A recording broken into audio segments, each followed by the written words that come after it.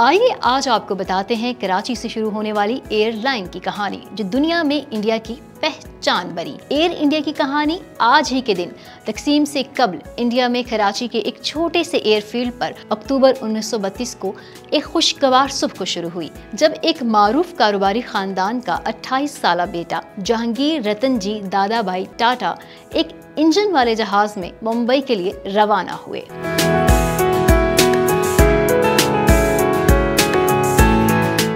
टाटा ने इंग्लैंड से 2 तैयारे खरीदे थे, जिनमें एक के जरिए वो हफ्तावार डाक सर्विस शुरू कर रहे थे। हवाई जहाज ने 100 मील फी घंटा की रफ्तार से सफर किया और इस गर्म और झटकों से भरपूर परवाज ने सामने से आने वाली तेज हवाओं का सामना किया। एक परिंदा भी कैबिन में अंदर पहुंच गया था और इसे मारना पड़ा। ये परवाज काफी झटके सहती हुई गुजरात के शहर अहमदाबाद में ईंधन हासिल करने के लिए उतरी, जहां बैलगाड़ी पर लाद कर लाया गया तेल जहाज में डाला गया। तैयारा देर दोपहर मुंबई में मिट्टी की हमवार सतह पर उतरा। कुछ डाक उतारने के बाद दूसरा मुंतजिर तैयारा अपने बाकी सामान के साथ इंडिया के 2 शहरों के लिए रवाना हुआ। इन तैयारों को इनके आगे लगे पंखों को हाथ से घुमाकर स्टार्ट किया जाता था।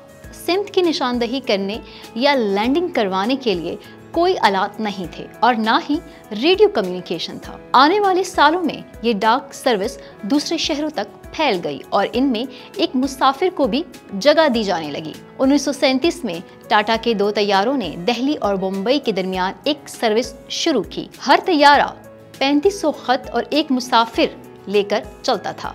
एयरलाइन शुरू करने के 6 साल के अंदर ही एयरलाइन के पास 15 तैयारे, 15 पायलट्स और 3 दर्जन इंजीनियर मौजूद थे। एयरलाइन ने 99.4% से ज्यादा वक्त की पाबंदी का दावा भी किया। टाटा खुद हवाबाजी के निहायत शौकीन थे। उन्होंने 25 साल की उम्र में अकेले ही एक तैयारा उड़ाया था। वो हमेशा एक आलमी सतह की एयरलाइन बनाना चाहते थे। सन 1940 की दिहाई के अवाइल में उन्होंने आने वाले हवाई दौर के बारे में वाज़ेह तौर पर बात की कि किस तरह हवाई सफर रेलवे और स्टीमर की सहूलियात की तरह वसी पैमाने पर आम और दस्तयाब हो जाएगा।